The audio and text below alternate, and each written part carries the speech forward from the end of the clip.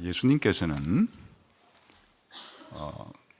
금요일 오전 9시에 십자가에 달리셔서 오후 3시에 돌아가셨습니다. 그 십자가에 매달려서 죽으시는 그 시간이 6시간 정도입니다.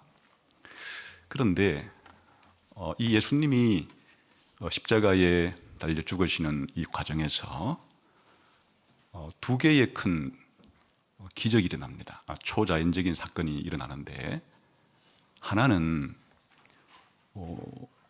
낮 12시부터 오후 3시까지 어둠이 온 땅에 임한 것입니다. 그리고 두 번째는 예수님이 죽으시고 난 직후에 성전 휘장이 위에서부터 아래로 찢어져서 이렇게 둘로 나누어진 사건입니다. 이 두 가지가 다 자연적으로 일어나는 사건이 아니고 하나님이 특별하게 개입해서 하나님의 기적 가운데 일어난 사건입니다. 이 두 가지가 다 예수님의 죽음이 어떤 의미를 가지는가, 예수님의 죽음의 의미를 잘 밝혀주는 역할을 합니다. 오늘은 이 중에서 3시간 동안의 이 초자연적인 어둠이 무엇을 상징하는 것이고, 예수님의 죽음과 어떤 관계가 있는 것인가, 그리고 이것은 불신자들과 우리 신자들의 삶 속에 어떻게 적용을 할 수가 있는 것인가 하는 것을 살펴보겠습니다. 우선 오늘 성경 본문에 보게 되면 제6시가 되매 온 땅에 어둠이 임하여 제9시까지 계속되었다, 이렇게 말하죠. 이것은 마가복음만이 아니고 마태복음에서도 누가복음에서도 동일하게 말합니다.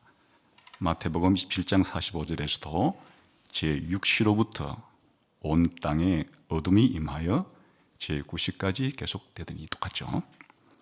누가복음 17장 44절에도 때가 제6시쯤 되어 해가 빛을 잃고 온 땅에 어둠이 임하여 제9시까지 계속하며, 여기는 해가 빛을 잃었다는 조금 보충 설명이 나오지만 동일한 내용이죠. 이렇게 마태복음, 마가복음, 누가복음 이 세 개의 공간 복음에서는 동일하게 예수님께서 6시부터 9시까지 온 땅에 어둠이 임한 가운데 죽으셨다라고 말을 하죠. 여기서 이제 6시, 9시는 우리 시간이 아니고 유대인들의 시간대이기 때문에 여기에 6시간을 더 붙이면 됩니다. 6시라는 것은 6시간을 더 붙이게 되면 12시, 정오, 낮 12시고 9시라는 것은 바로 오후 3시가 되겠습니다. 자, 이것은 낮 12시부터 오후 3시는 하루에 빛이 가장 밝을 때, 이 빛이 가장 밝은 시간에 오히려 해가 빛을 잃고 온 땅에 어둠이 임했다. 이것은 아주 특별한 일이 지금 일어난 겁니다. 이게 자연적인 사건이 아니에요. 물론 자연적으로 낮인데도 해가 빛을 잃는 경우가 있긴 하죠. 그걸 우리가 일식이라고 부릅니다. 일식 때는 태양과 달과 지구가 일직선으로 늘어져서 달이 태양을 가리는 것을 지구에서 볼 수 있는 현상을 가리킵니다. 그런데 이런 일식 현상은 대개 금음달 때 일어나는 일이고, 또한 일어나야 길어야 한 15분 정도 지속되다가 다시 해가 나옵니다. 그런데 예수님께서 십자가에 죽으신 이때는 바로 6월절 때예요. 6월절이라는 이 절기의 기간은 달로 치면 보름달이 뜨는 때입니다. 그러니까 자연적인 일식이 생길 때가 아니에요.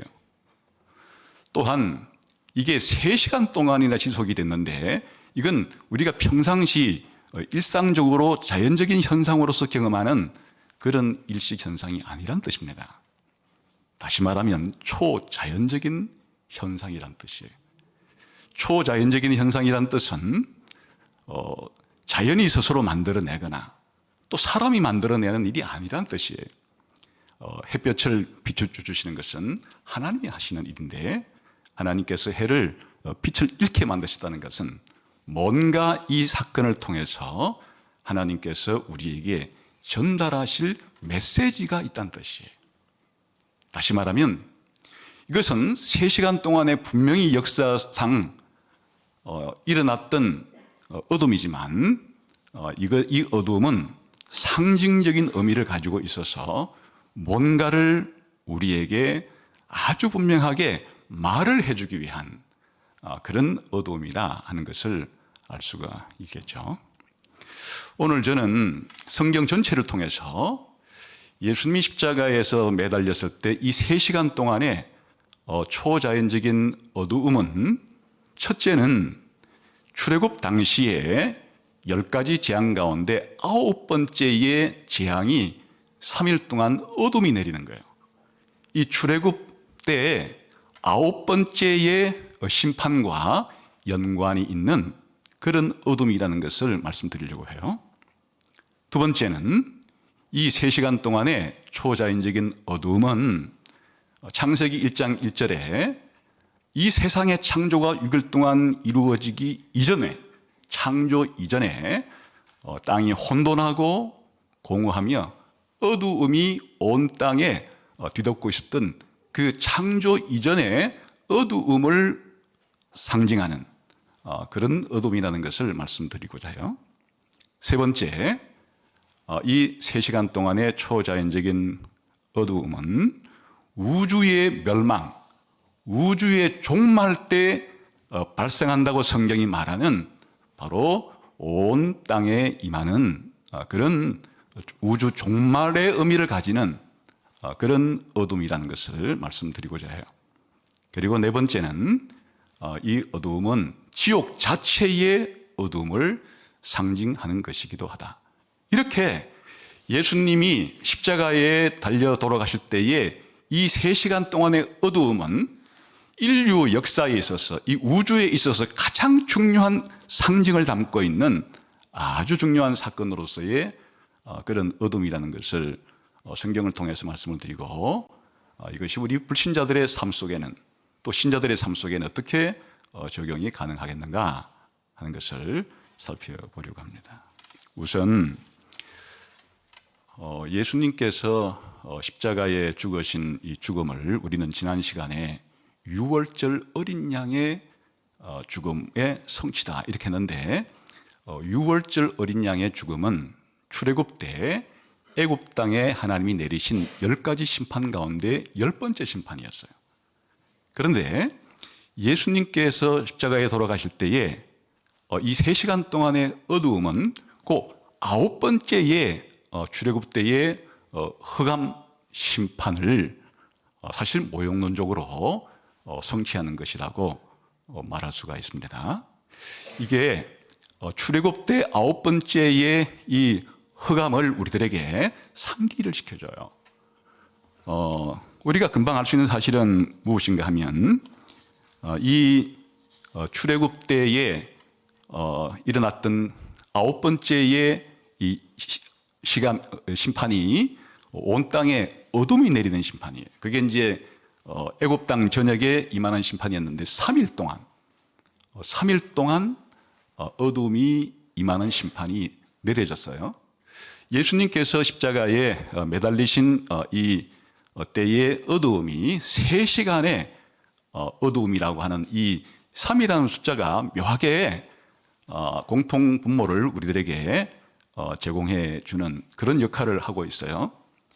더욱더 중요한 것은 이 9번째의 어둠 심판과 10번째의 장자가 죽는 죽음 심판이 연결되어 있다는 거예요. 이 어둠과 죽음이 9번째와 10번째 출애굽 심판 때 연결된 것과 같이 예수님의 십자가에서도 3시간 동안의 어두움 이후에 예수님께서 유월절 어린 양으로서 죽음을 죽으신 것이에요.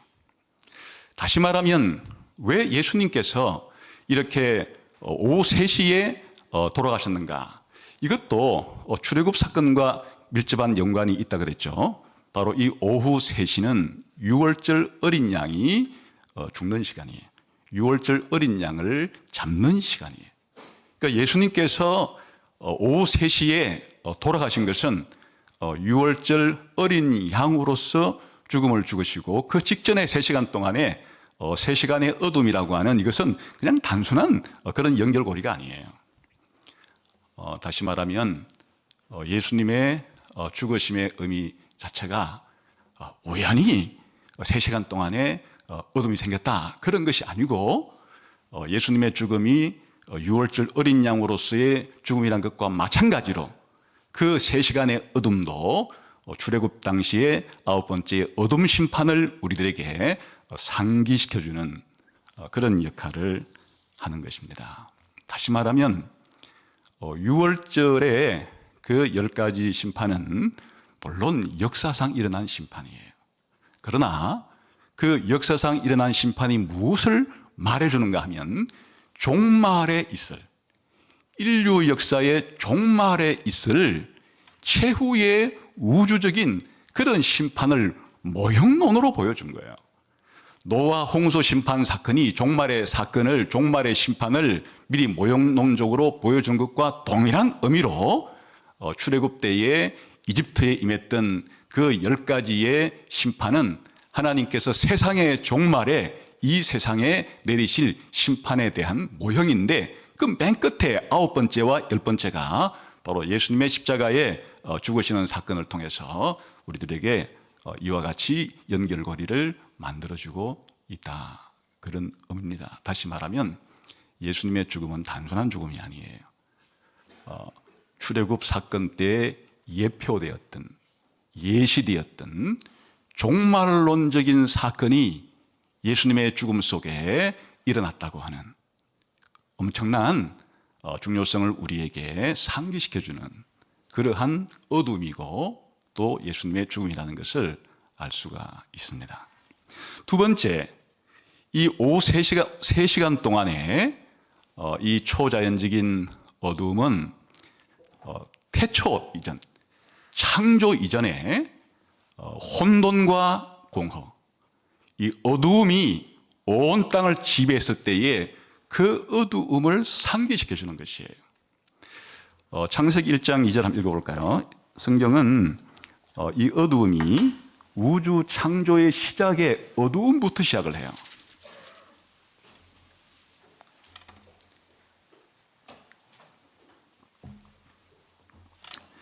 이 절 3절을 같이 읽어보면 좋겠네요. 시작. 땅이 혼돈하고 공허하며 흑암이 깊음 위에 있고 하나님의 영은 수면 위에 운행하시니라.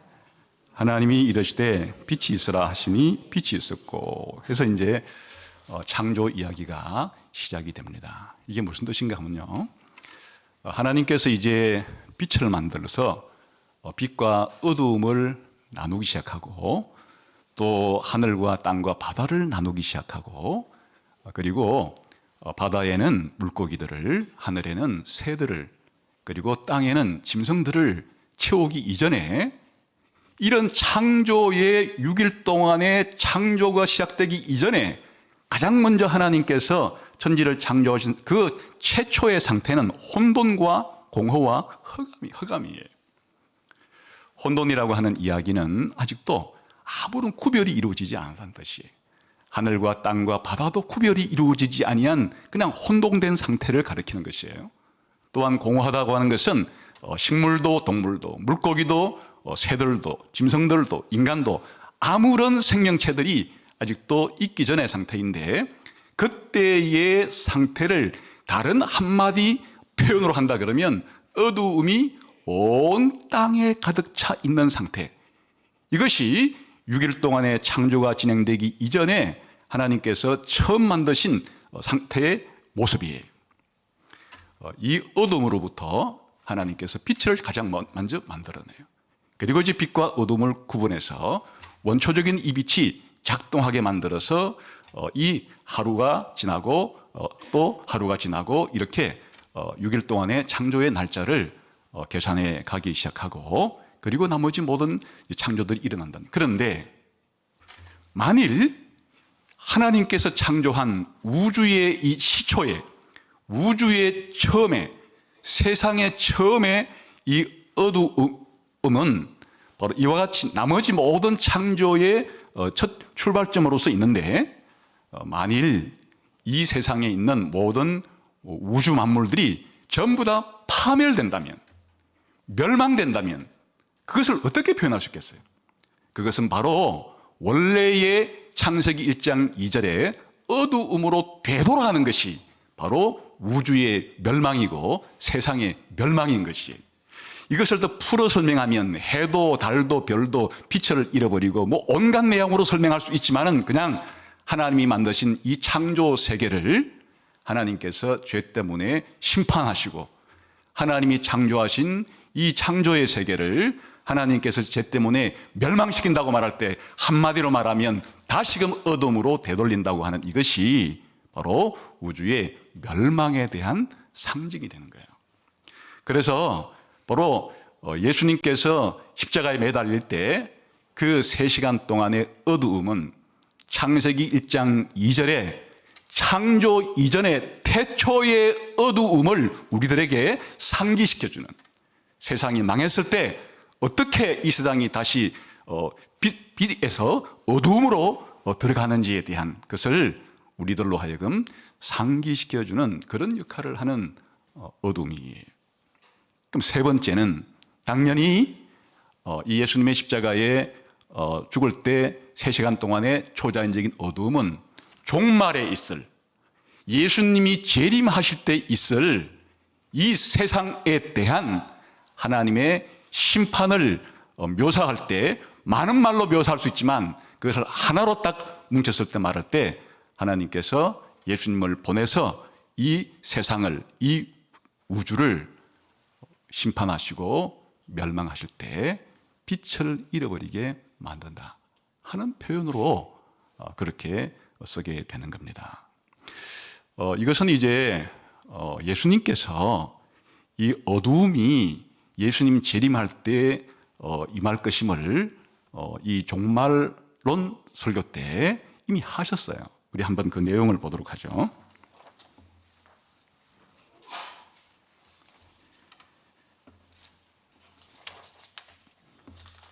마가복음 13장 24절에서 26절까지 그 앞에 조금 넘어가 보겠습니다. 같이 읽겠습니다. 시작.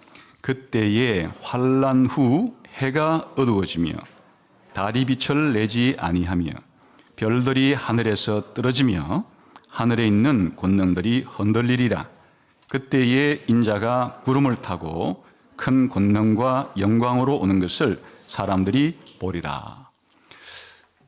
예수님께서 재림하실 때의 장면을 하늘에서 구름을 타고 이 세상에 오시는 것으로 말하는데, 그때 동반되어질 현상을 어떻게 설명하는가 하면 해가 어두워진다, 달이 빛을 내지 않는다, 별들이 하늘에서 떨어진다.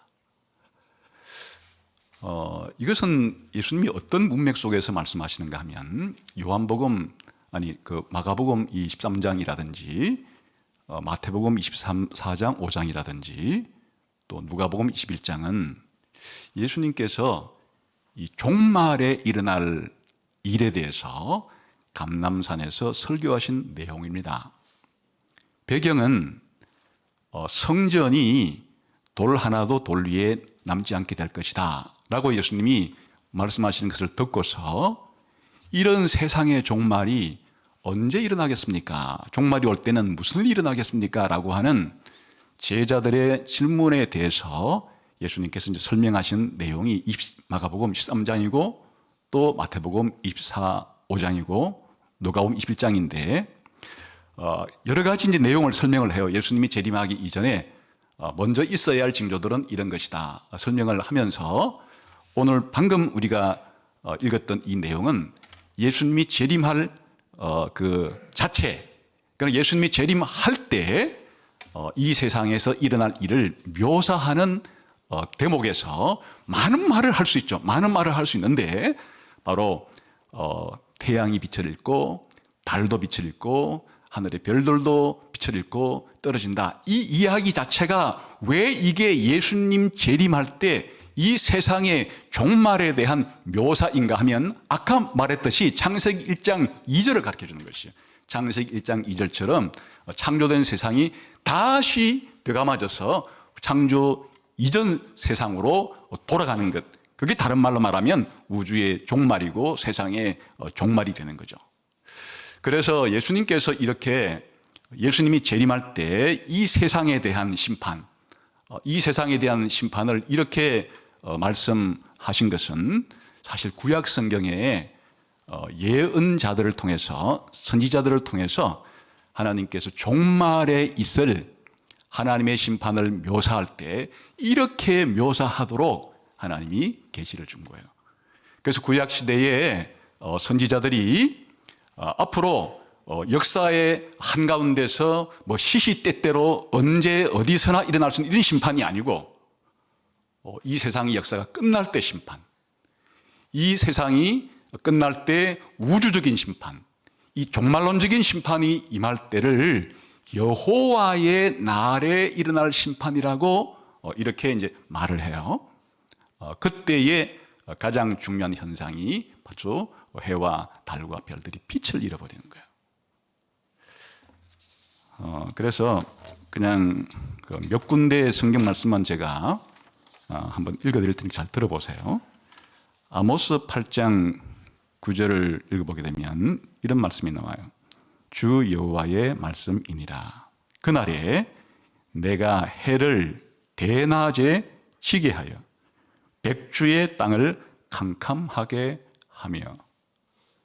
이게 예수님께서 말씀하신 이 종말 설교 때 했던 예수님이 재림할 때 있게 될 그와 같은 해와 달과 별들이 빛을 잃는 이런 모든 기본적인 배경이 바로 아모스에서 어떻게 표현되는가 하면 그날에 예수님 십자가에 달리셨을 때 이 한낮에 해가 빛을 잃는 이것에 대해서 미리 아모스 8장 9절에서 이렇게 예고가 되어 있었죠. 주 여호와의 말씀이니라. 그날에 내가 해를 대낮에 지게 하여 백주의 땅을 캄캄하게 할 것이다. 근데 이 날이 무슨 날인가 하면 바로 조금만 아모스 앞부분을 읽어보게 되면 여호와의 날이라고 불리는 날에 일어날 설명이에요. 아모스 5장 18절 20절은 이렇게 되어 있습니다. 화 있을진저 여호와의 날을 사모하는 자여 너희가 어찌하여 여호와의 날을 사모하느냐. 그날은 어둠이요 빛이 아니라 여호와의 날은 빛 없는 어둠이 아니며 밤 빛남 없는 캄캄함이 아니냐. 그러니까 바로 여호와의 날이라고 불리는 이 날이 빛이 없는 어둡고 캄캄한 날이 될 것이다. 이렇게 이 세상 역사의 끝, 우주의 종말에 대해서 이렇게 이제 설명을 하기 시작하는데 이것은 아모스만 그런 게 아니에요. 이사야도 예레미야도 에스겔도 요엘 선지자도 이 구약 성경의 대다수의 선지자들이 하나님으로부터 계시를 받아서 이 여호와의 날이 어떤 날인가 하면 하나님의 심판이 이 세상에 임하는 날인데 그날은 한결같이 어둡고 캄캄한 날이 될 것이다. 이렇게 말을 합니다. 이사야 13장 6절부터 16절까지도 이것이 잘 표현되어 있어요. 너희는 애곡할지어다.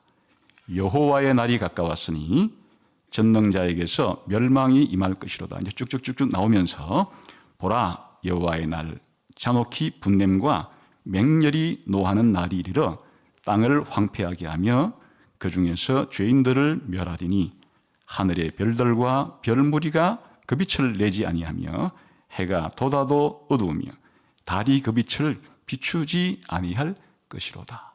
여호와의 날은 캄캄하고 어두운 날이 될 것이다.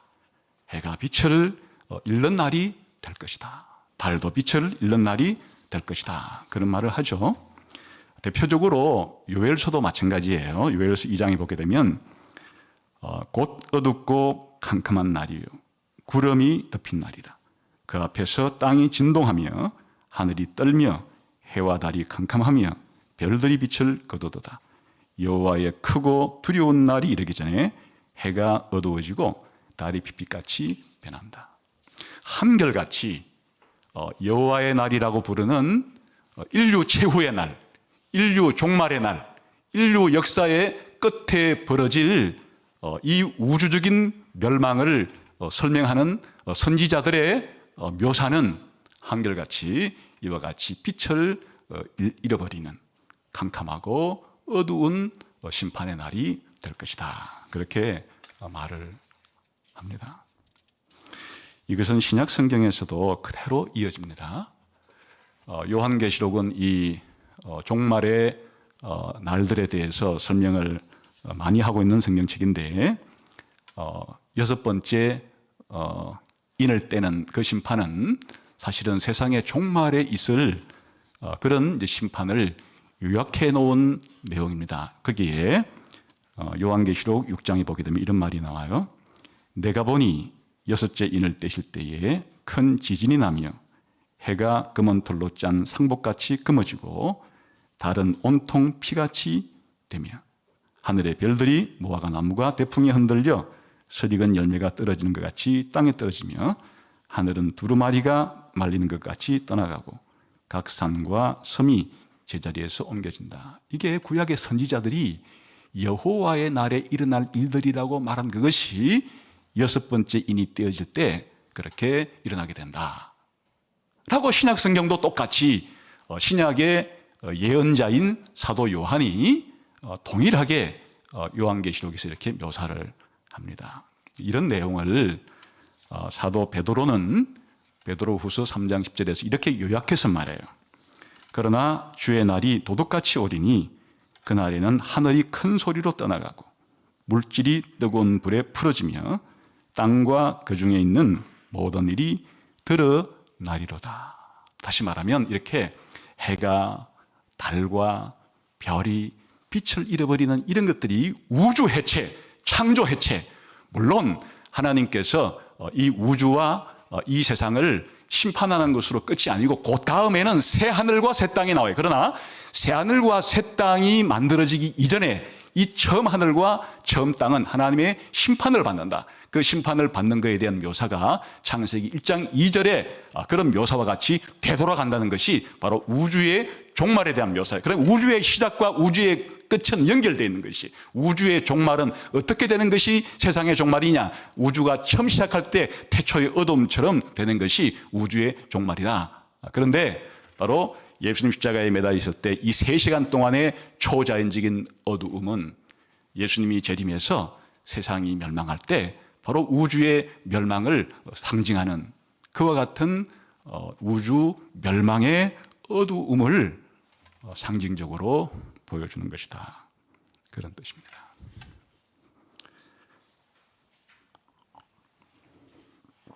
넷째는 사실은 이 예수님이 십자가에 매달렸을 때 3시간 동안의 어둠 가운데 계셨던 이 어두움은 세상의 멸망과 종말을 상징하는 것을 더 넘어서서 영원토록 지옥에 대한 지옥의 실상을 묘사하는 표현이에요. 다시 말하면 예수님이 재림하시고 이 땅에서 최후의 심판이 일어나겠죠. 심판이 일어나는데 그중에 불신자들이 심판을 받아서 영원한 지옥으로 그렇게 이제 떨어지게 되는데 그 영원한 지옥에 대한 묘사의 핵심은 그 영원한 지옥 자체가 영원한 어두움일 거라는 거예요. 그러니까 이 어두움은 지옥 자체에 대한 상징을 보여주는 것이에요. 예수님께서 마태복음 8장 12절에 이런 말씀을 하신 적이 있습니다. 또 너희에게 이르노니 동서로부터 많은 사람이 이르러 아브라함과 이삭과 야곱과 함께 천국에 앉으려니와 그 나라의 본 자손들은 바깥 어두운 데 쫓겨나 거기서 울며 이를 갈게 되리라. 예수님을 믿는 제자들은 아브라함과 이삭과 야곱과 함께 천국에 들어가서 살게 되겠지만은 예수님을 믿지 않는 이 불신자들, 당대 예수님을 믿지 않았던 이 유대인들이 포함되겠죠? 이들은 천국의 바깥으로 쫓겨나게 되는데, 천국의 바깥이 어떤 곳인가 하면 어두운 곳이에요. 천국의 바깥에, 그리고 천국의 바깥은 종말론에 의하면 그 지옥이죠. 지옥에 쫓겨나서 그 지옥의 특징이 무엇인가 하면 어두운 곳이고, 바로 이를 갈면서 고통스럽게 슬퍼하게 될 것이다. 이 천국과 대조되는 지옥의 실상을 바깥 어둠이라고 표현하고 있는 겁니다. 이것은 마태복음에 계속적으로 반복해서 강조가 됩니다. 마태복음 22장 13절에 보게 되면 임금이 사람들에게 말하되 그의 손발을 묶어 바깥 어두운 데 내던지라. 거기서 슬피 울며 이를 갈게 되리라. 천국은 혼인잔치가 열리는 것과 같아요. 하나님의 아들을 중심으로 혼인잔치가 열리는 것과 같은 곳인데, 바로 불신자들, 구원받지 못한 사람들은 이 잔치의 바깥사이에, 그것이 바로 어두운 곳이, 그곳에서 던져져서 영원히 어두운 곳에서 이를 갈며 슬퍼하게 될 것이다. 마태복음 25장에는 세 개의 중요한 비유가 나옵니다. 우리가 잘 알고 있는 열처녀 비유, 그리고 달란트 비유, 그리고 양과 염소가 최후의 하나님 앞에서 양으로 표현된 신자와 염소로 표현된 불신자가 최후의 심판을 받는 내용으로 이 묘사를 하고 있는데, 그때 열처녀 비유에 보면 어리석은 처녀와 지혜로운 처녀가 있었죠. 그때 이렇게 이제 그 결론이 납니다. 그때의 천국은 마치 등을 들고 신랑을 맞으러 나간 열처녀와 같다 하리니. 그러니까 이 다섯 처녀는 천국의 문을 열고 천국에 들어가는 사람을 대표하고, 어리석은 다섯 처녀는 그 문에 밖에 쫓겨나서 들어가지 못했는데, 그건 천국의 문에 들어가지 못했다는 뜻이에요. 다시 말하면 그들이 살아간 사이에 신랑이 오므로 준비하였던 자들은 함께 혼인잔치에 들어가고 문은 닫힌지라. 그러니까 이 최후의 종말에 어떤 일이 벌어질 거냐, 예수님이 재림했을 때 불신자로 상징되는 이 어리석은 다섯 처녀는 천국의 문 밖으로 쫓겨나는 거예요. 천국은 혼인잔치를 여는 곳인데 잔치에 쫓겨나는 것이고, 신자로 표현된 지혜로운 다섯 처녀는 바로 천국의 문 안쪽에서 혼인잔치를 벌이는 것으로 묘사를 하죠. 이 동일한 상황을 달란트 비유에서는 또 다르게 묘사를 해요. 5달란트, 2달란트 받은 사람은 주인의 집에서 주인의 즐거움에 참여하지만은 불신자로 표현된 이 1달란트 받은 이 종의 최후의 운명은 어떻게 묘사가 되는가? 이 무익한 종을 바깥 어두운 데로 내쫓으라. 거기서 슬피 울며 이를 갈리라. 그러니까 천국 바깥에, 혼인잔치 바깥에 있다는 것 자체가 다른 말로는 바깥 어두운 곳에서 내던져져서 그곳에서 이를 갈며 슬피 울게 되는 일이 있을 것이다. 이렇게 말을 하고, 이 양과 염소의 비유를 통한 최후의 심판 때는 신자를 대표하는 이 사람들은, 의인은 영생에 들어가고, 그리고 불신자를 대표하는 이 양들은, 그들은 영벌에 들어가게 될 것이다. 그러니까 바깥 어두운 곳에 던져진다는 말을 다른 식으로 표현하면 천국 바깥에 지옥으로 떨어진다는 얘기고, 또 다른 말로 말하면 영벌에 처해진다고 하는 것을 이렇게 바깥 어두움에 던져지는 것으로 묘사를 하고 있다, 그런 말입니다. 그래서 실제로 이제 베드로 후서와 유다서에서는 불신자들이 들어가게 될 상태를 어떻게 묘사하는가 하면, 베드로 후서 2장 17절에서는 그들을 위하여 캄캄한 어두움이 예비되어 있다. 거짓 선생들이니까 당연히 이제 불신자를 대표하죠. 이 거짓 선생들이 최후의 어떤 운명을 맞을 것인가? 그들을 위해서는 영원무궁토록 캄캄한 어두움이 예비되어 있다. 같은 이야기를 유다서에서는 13절 이렇게 말합니다. 그들은 영원히 예비된 캄캄한 어둠으로 돌아갈 위대한 별들이라. 그냥 어둠이 아니에요. 영원히 캄캄한 어두움으로 들어가게 될 사람들이다. 그 지옥을 어떻게 묘사하는가 하니까, 지옥을 묘사하는 가장 중요한 성경의 묘사 방법이 두 개인데, 하나는 불과 유황으로 타는 불못이라고 묘사하는 것과, 또 다른 하나는 이렇게 영원한 어둠으로 묘사하는 것이에요. 그러니까 지옥에서 살아가는 사람들을 묘사할 때 수많은 말들로, 그런 문학 작품에서는 온갖 종류의 고통으로 설명하지만 성경은 아주 단순하게 핵심적인 내용들을 묘사할 때 그 고통을 설명하기 위해서 타는 불못에 던져진다고 묘사하기도 하지만, 영원한 어두움 속에서 지내게 될 것이다. 한마디로 지옥은 영원한 어둠의 나라라는 거예요. 지옥은 영원한 어둠의 장소라는 거예요. 영원한 어두움이 지배하는 영원한 어둠의 나라가 바로 지옥이에요. 그 지옥에서 사는 사람의 특징이 영원한 어두움 속에 갇혀 살아가는 것이에요. 이 예수님의 십자가 죽으실 때 있었던 이 초자연적인 3시간의 어두움은 이렇게 단순한 어두움이 아니라, 창세기부터 요한계시록까지 성경 전체가 말해주고 있는 가장 심각한 문제를 우리에게 상기시켜주고, 또 앞으로 전망하게 하는 그러한 어둠이라는 겁니다.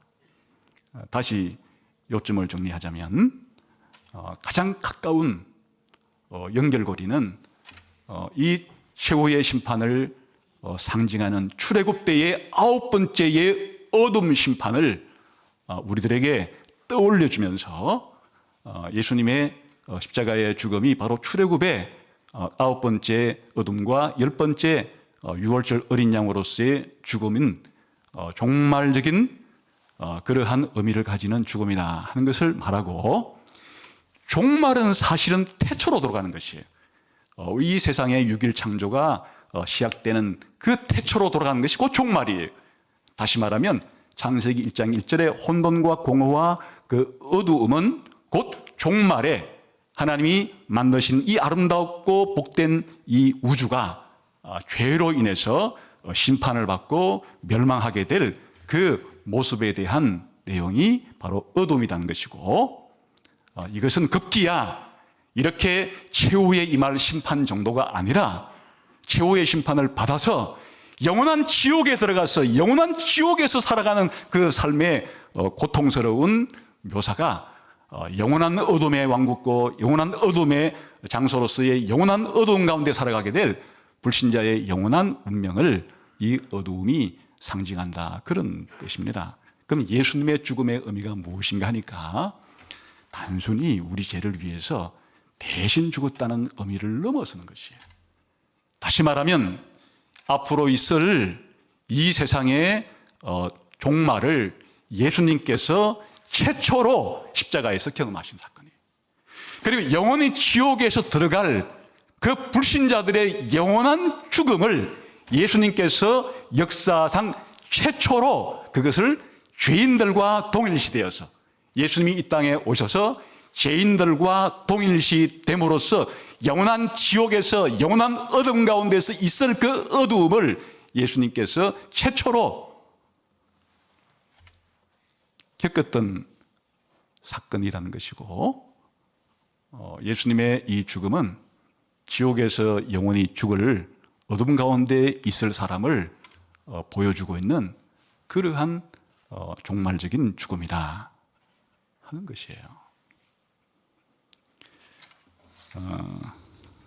이것은 우리들에게 두 가지의 이제 중요한 것에 대해서 진지하게 생각해 볼 것을 말하고 있습니다.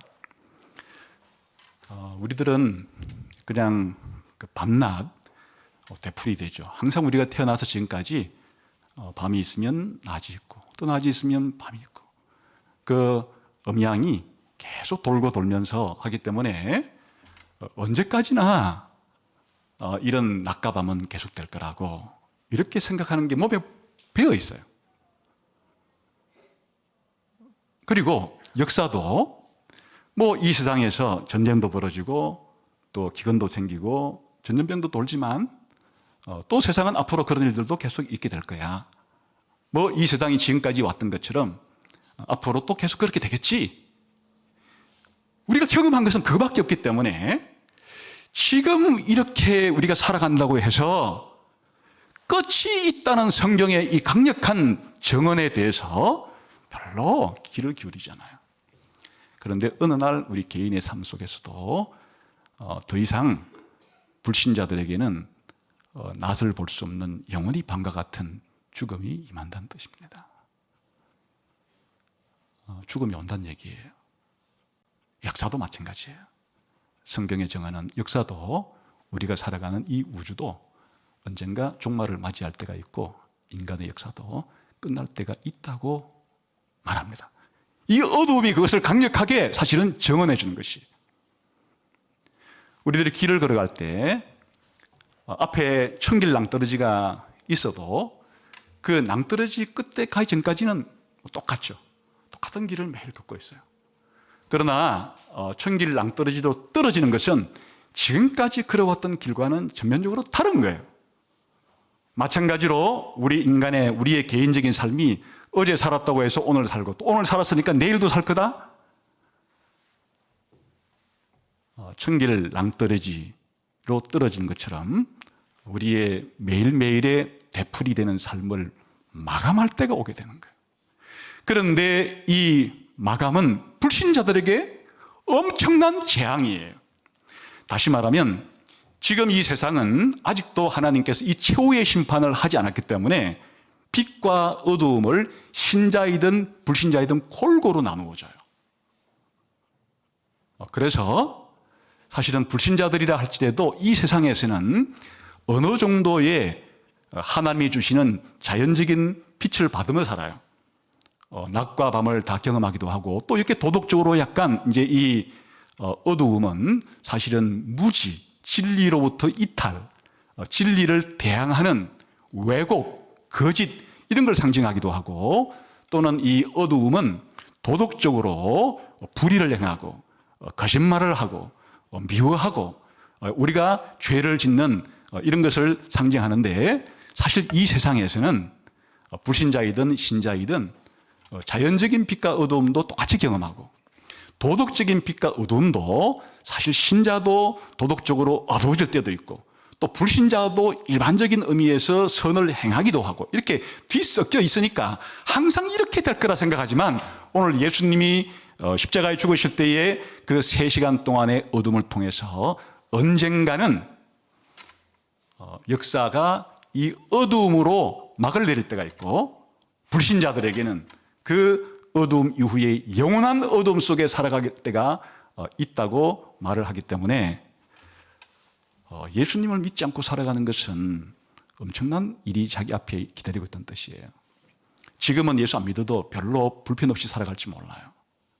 그러나 이 어두움이 자신에게 찾아올 때 이제는 더 이상 자연의 빛도 도덕적인 빛도 찾아볼 수 있는 오로지 하나님의 진노와 심판의 어두움만 있는 어두움의 세력인 어두움의 아버지인 사단의 지배 속에서만 살아가게 될 그 영원한 어두움이 불신자의 앞에 기다리고 있는 것이 그러므로 불신자의 죽음은 재앙이고 심판이에요. 지금 이 세상에는 그래도 자연의 빛과 도덕적인 빛 가운데서 그나마 살기 좋게 살아가지만 바로 십자가의 어둠이 보여주듯이 언젠가 불신자 앞에 맞닥뜨리게 될 영원한 어둠을 앞두고, 그리고 불신자의 죽음은 영원한 어둠 속으로 떨어지는 것이에요. 그런데 우리 신자들에게는 예수님이 이 어두움 속에 들어가시고 종말에 심판을 상징하고 지옥에서의 형벌을 상징하는 이 어두움을 우리 대신에 받은 그 어두움이기 때문에 이제 우리 신자들에게는 예수님께서 빛을 제공해 줘요. 예수님이 받은 어둠 때문에 예수를 믿는 신자에게는 빛을 줘요.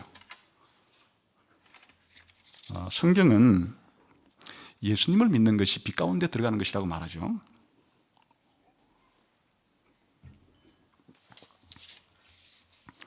예수님이 요한복음 8장 12절에 이렇게 말씀을 했습니다. 예수께서 또 말씀하여 이르시되 나는 세상의 빛이니 나를 따르는 자는 어둠에 다니지 아니하고 생명의 빛을 얻으리라. 또 요한복음 12장 46절에서는 나는 빛으로 세상에 왔나니 무릇 나를 믿는 자로 어둠에 거하지 않게 함이로라. 빛이신 하나님, 빛이신 예수님이 왜 죄로 인해서 어두워진 이 세상에 오셨는가? 이제 예수님을 믿으면 예수님이 빛이듯이 빛 가운데 거하게 해주기 위해서 예수님이 이 땅에 왔다고 말해요. 예수님 자신이 바로 죄로 인한 하나님의 심판의 어두움을 다 받아버리시고, 그랬기 때문에 예수 믿는 사람들에게는 이제 어둠이 아니라 빛이 될 수 있도록 빛을 제공해 주시는 것이에요. 그래서 사도 바울은 골로새서 1장 13절에 그가 우리를 흑암의 권세에서 건져내사 그의 사랑의 아들의 나라로 옮겼다. 예수 믿기 이전에 우리들은 지금 불신자들과 같이 어두움의 왕국 속에 살고 있어요. 어두움의 권세 잡은 자를 따라서 어두운 왕국에 살고 있고, 이 창조의 진리도 종말의 진리도 예수님에 대한 구원의 진리도 알지 못하기 때문에 마치 어두운 가운데 거하는 것과 같고, 그러니 그들의 삶도 도덕적으로 하나님께서 기뻐하지 아니하는 온갖 불의와 불빛과 거짓과 악행으로 그들의 삶을 점철시켜가는 그러한 어두운 가운데 살고 있지만, 예수님께서 우리 대신에 당한 그 어두움 때문에 이제 신자들에게 예수님은 빛을 주신다. 어두움의 나라에서 건져서 하나님의 아들의 빛의 나라로 우리를 옮겨주셨다. 그러므로 이제 더 이상 우리 신자들은 어두움의 아들들이 아니고 빛의 아들들이라고 불리는 것이에요. 그래서 우리 신자들이 이 땅에서 삶을 살아갈 때 어떻게 살아가야 되는가? 데살로니가 5장에서는 이렇게 말합니다. 형제들아, 때와 시기에 관하여는 너희에게 쓸 것이 없음은 주의 날이 밤에 도둑같이 이를 줄을 너희 자신이 자세히 알기 때문이라. 너희는 다 빛의 아들이고 낮의 아들이라. 우리가 밤이나 어둠에 속하지 아니하나니. 이게 무슨 뜻이에요? 지금 사도 바울이 데살로니가 전서에서 예수님의 재림과 최후의 심판과 최후의 구원에 대한 진리를 가르쳐 주었는데, 이런 때와 진리를 전혀 모르는 사람은 어두운 가운데 거하는 사람 같아서 도둑이 밤에 도둑을 할 때 도둑에게 물건을 다 잃어버릴 수 없는 것처럼 불신자들의 삶은 이 어두운 가운데 거한다는 것은 바로 이 종말의 때와 시간에 대한 이런 것들을 전혀 모르고 살아가기 때문에 마치 도둑 맞기 딱 좋은 어두운 가운데 살아가는 사람들 같지만은, 그러나 사도 바울이 전한 복음을 통해서 복음의 진리 가운데 이와 같이 예수님의 재림을 통해서 불신자에 대한 최후의 심판과 신자에 대한 영원한 구원에 대한 이런 진리를 받아들인 사람은 이제는 빛의 아들, 낮의 아들이 된 사람 같아서 우리의 삶을 준비하면서 대비하면서 살아갈 수가 있게 되었다. 어떻게 살아간단 말인가? 우리는 낯에 속하였으니 정신을 차리고 믿음과 사랑에 호신경을 붙이고 구원의 소망에 투구를 쓰자. 우리들이 이제 빛의 아들이 되었다고 하는 이야기는 믿음을 가지고 살고 사랑하며 살고 소망을 가지고 살고 이게 빛 가운데 살아가는 삶이다. 그런 뜻이죠. 그래서 이제 이런 내용들은 신약 성경에 아주 많이 퍼져 있는데 사도 요한은 우리가 하나님의 자녀라고 말하면서 나는 죄가 없어. 나를 털어봐. 뭔지 하나 아는지. 이렇게 자기 자신이 죄인이라는 것과 자신이 죄를 지으면서 살아갈 수밖에 없는 연약한 존재라는 사실을 부인하는 자들은 어둠 가운데 거하는 자들이다.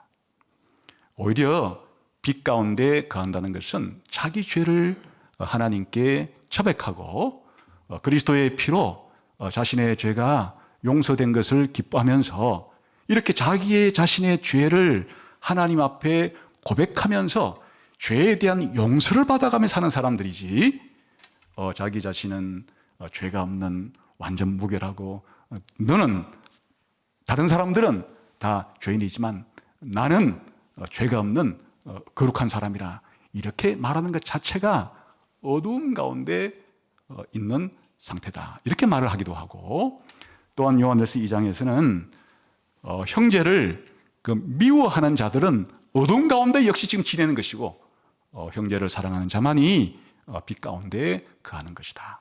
내가 지금 어두움 가운데 있는지 빛 가운데 있는지를 뭘로 분별할 수 있는가?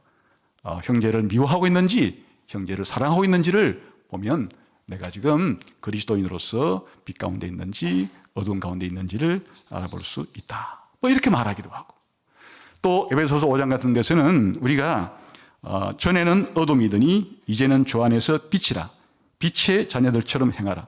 어떻게 빛의 자녀처럼 산단 말인가? 빛의 열매는 모든 착함과 의로움과 진실함에 있다.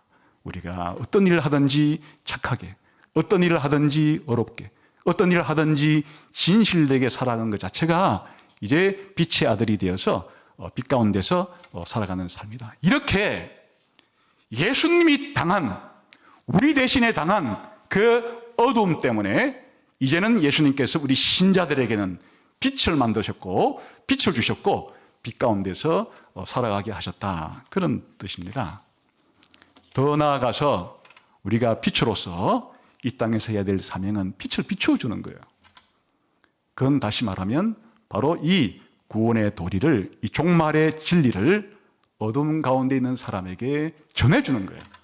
복음의 빛을 우리가 전하는 것이 빛된 기독교인, 빛된 교회의 가장 중요한 사명입니다. 그래서 예수님께서는 산상설교에서 우리 교회를 향해서 너희는 세상의 빛이라. 너희 빛을 세상에 비추어서 하나님께 영광을 돌리게 하라. 그런 말도 하고 베드로전서 2장에서는 하나님께서 우리를 어두운 데서 불러내서 기이한 빛 가운데 들어가게 하신 것은 이렇게 하신 분을 널리 선전하게 하기 위해서 그런 것이다. 내가 빛 가운데 있다는 중요한 증거 가운데 하나가 이와 같은 복음을 전하는 겁니다. 복음의 진리를 어둠에 있는 사람에게 전하는 것이에요. 그러나 더 중요한 사실이 있죠. 예수님의 죽음이 내가 영원한 지옥에서 영원한 어두움 속에 있을 나의 그 어두움을 대신 죽은 것이고 그리하여 나에게는 영원한 빛의 나라인 영원한 천국에서 살도록 나를 만들어 주셨다는 것이에요. 그러니까 우리 신자의 죽음은 빛으로 들어가는 것이 그 영원한 빛의 나라로 들어가는 것이 요한계시록 21장과 22장은 새하늘과 새 땅, 새 예루살렘으로 표현된 천국을 어떻게 묘사하는가 하면 많은 묘사들이 있지만 천국은 밤이 없는 곳이에요. 계시록 21장 25절에 보게 되면 낮에 성문들을 도무지 닫지 아니하리니 거기에는 밤이 없다. 천국을 설명하는 중요한 특징 중에 하나가 밤이 없다요. 밤이 없다. 심지어 해와 달도 필요 없다. 21장 23, 4절에는 이렇게 되어 있습니다. 그 성은 해나 달의 비침이 쓸데없으니. 아니, 해도 필요 없고 달도 필요 없다니 무슨 말인가? 이는 하나님의 영광이 비치고 그 어린 양이 등불이 되십니다. 하나님이 빛 자체이시고 예수님이 등불이어서 하나님 아버지께서 예수님을 통해서 빛을 비춰주기 때문에 해와 달의 빛도 필요 없는 것이 천국이다. 이 두 가지를 합치면 22장 5절 이렇게 되겠죠. 천국은 다시 밤이 없겠고 등불과 햇볕도 쓸데없으니 이는 주 하나님이 그들에게 빛이십니다. 한마디로 천국은 영원한 빛의 나라예요. 그 천국이 영원한 빛의 나라인 것은 밤이 없기 때문이고 심지어는 해와 달빛도 필요 없는 것은 하나님 자신이 빛이신데 이 빛이신 하나님의 영광의 빛이 천국에 사는 빛의 아들들에게 영원 무궁토록 비춰주기 때문에 더 이상 이런 식의 빛은 필요 없는 완전한 빛의 나라에서 살아가게 된다. 그 이야기인즉슨 우리가 진리 가운데 서로 사랑하면서 조화롭게 살아가는 삶을 의미하는 것이겠죠. 이처럼 오늘 우리들은 왜 예수님의 이 십자가의 죽음과 부활이 역사의 중심이라고 말하는가? 그리고 역사에서 가장 중요한 사건이라고 말하는가? 예수님의 죽음은 예수님이 재림할 때 일어나게 될 그 세상의 종말과 그 불신자들이 영혼의 지옥에 들어갈 것을 미리 최초로 예수님이 경험하신 것이죠. 이거를 성경에 이런 표현은 나오지 않지만 영원한 지옥의 죽음의 첫 열매라 부를 수도 있는 것이 마치 예수님의 부활이 영원한 신자들의 부활의 첫 열매이듯이 예수님의 죽음은 영원한 불신자들의 영원한 죽음을 우리 대신에 맛보신 것이기 때문에 앞으로 지옥에서 영원한 어둠 가운데서 살아가게 될 모든 사람이 누가 가장 최초로 그 지옥의 어두움을 몸소 경험했는가? 예수님이 십자가에 죽으실 때 앞으로 종말에 있을 역사의 끝에 있을 그 불신자들의 죽음을 최초로 경험한 죽음이 바로 예수님의 죽음이기 때문에 이미 그 종말이 예수님의 죽음을 통해 이 땅에 온 것이에요. 종말이 시작된 것이에요. 다음에 살펴보게 될 우리가 예수님의 부활 때는 신자들의 부활의 첫 열매로 예수님께서 천국에 들어가게 하게 될 그 영원한 종말에 있을 신자의 부활을 예수님이 첫 열매로서 경험하신 것이 예수님의 부활 사건이에요. 이렇게 예수님의 죽음과 부활 사건은 최후의 종말 때 있을 사건을 예수님 안에 농축해서 그 종말이 이미 예수님을 통해서 이 땅에 온 사건과도 같은 것이 드디어 예수님의 죽음과 부활을 통해서 바로 세상의 종말은 시작되었다. 새 창조는 시작되었다. 이렇게 말할 수 있는 역사 한가운데서 일어난 가장 중요한 사건이 바로 예수님의 죽음과 부활이 되는데 오늘 우리들은 예수님의 이런 종말론적인 죽음, 영원한 지옥에서 불신자들이 겪어야 될 이 하나님의 심판으로서의 이 죽음을 예수님께서 죽으신 것인데 이 3시간 동안의 초자연적인 어두움이 이 사실을 강력하게 우리들에게 그렇게 보여주고 있다. 그렇게 생각하시면 되겠습니다.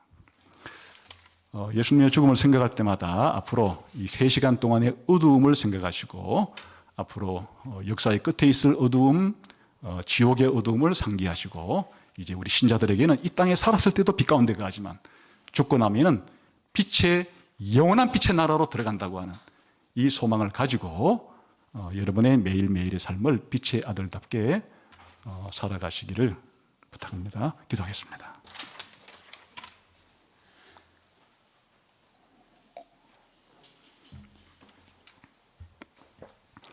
하나님 아버지, 이 시간 성령님을 통해서 또 하나님 말씀을 통해서 우리가 살아가는 이 세상과 세상의 끝에 대해서 또 영원한 천국과 지옥에 대한 빛을 비추어 주시기를 원합니다. 그래서 깨어서 빛 가운데 살아가기를 힘쓸 수 있는 우리 모두 되게 해주시고, 또 어둠 가운데 있는 사람들에게 이 빛을 비추어 주기를 힘쓸 수 있는 우리 모두가 되게 해 주옵소서. 예수님 이름으로 기도하옵나이다. 아멘.